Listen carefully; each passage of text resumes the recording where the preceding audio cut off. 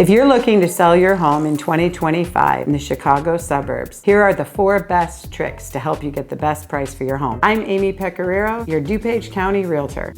Number 1, start with enhancing your home's curb appeal. When people pull up to see your home for the first time, you want them to be impressed with the look overall. You want it to be pretty and clean and tidy. You want the home to be inviting to them so that they want to come in and view the inside. Start with painting the front door, adding mulch, do some cleanup, seal coat your driveway. It's inexpensive. Make sure that all the weeds are pulled. Paint the front of the garage door. It makes a world of difference. We all get used to our own dirt, but then we don't pay attention to it after a while. But when we pull up to someone else's home and you look at it and see it looks a little grungy, we're not used to it. You want everyone to walk up or drive up and see your home with a clean eye. You want the home to be very presentable to them. I don't think people understand the importance of that first impression. You want people to have that upfront good feeling. You don't want buyers to start off thinking of the negative thoughts. They just start tallying in their head. Oh, I have this to do. Oh, I have that. Oh, I have that. And before you know it, there's 35 checks in their head going, oh, no. This is overwhelming. This is too much. I can't do it. And they've talked themselves out of it. And there's really nothing that wrong with it. They're all simple things, but to them, that's overwhelming. Most of them are first-time home buyers, and they're looking at a home and how they're going to move in it, how they want it to feel for them. If they have 35 check marks, they're going to say, yeah, let's keep looking.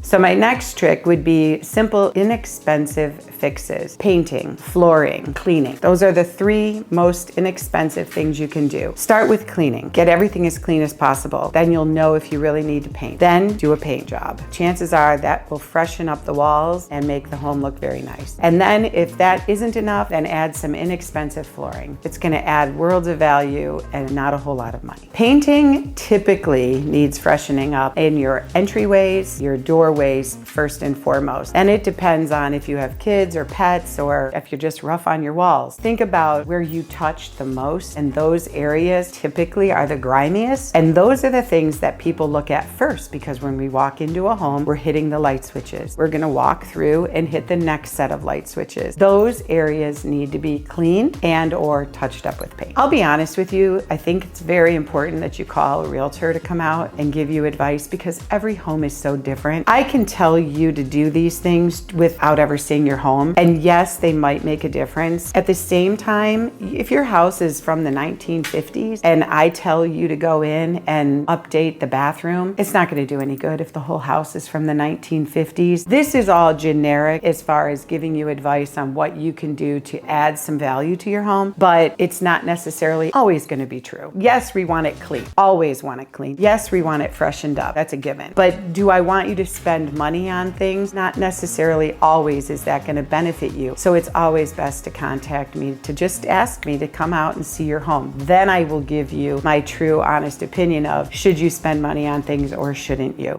Next would be where you start spending a little bit of money. The rooms that are going to get back the most money for you or give you the best benefit on the investment is going to be the kitchen and or the bathrooms. But again, if the whole house is dated from the 1950s and 60s, we don't want you to put in a nice updated 2024 kitchen. We don't know who that buyer is going to be, and that buyer may not like the kitchen you pick. So at the end of the day, you just spent $30,000 on a kitchen that isn't going to get you $30,000 back, and that's where we don't want you to spend money unnecessarily. Another thing that we should focus on is if you know of anything that's not functional. I mean, we all have those things in our house. My suggestion would be take a walk around room to room and fix some of those imperfections, because what doesn't bother you probably will bother somebody else, and it will probably come up on a home inspection. So take the time to fix those minor things, such as minor plumbing leaks. It's just a drip. It didn't bother you. You put a bowl under it for the last year. No big deal. It will be a big deal on the home inspection. Maybe you have reverse polarity in an outlet. Didn't bother you. You don't use that outlet, but the home inspector is going to find that. So maybe have an electrician come out. Just take a look at your electric. Those are a few of my tricks for helping you get your home's best value in 2025 in the Chicagoland area. I'm Amy Pecoraro. If you have any questions or need my advice, just give me a call.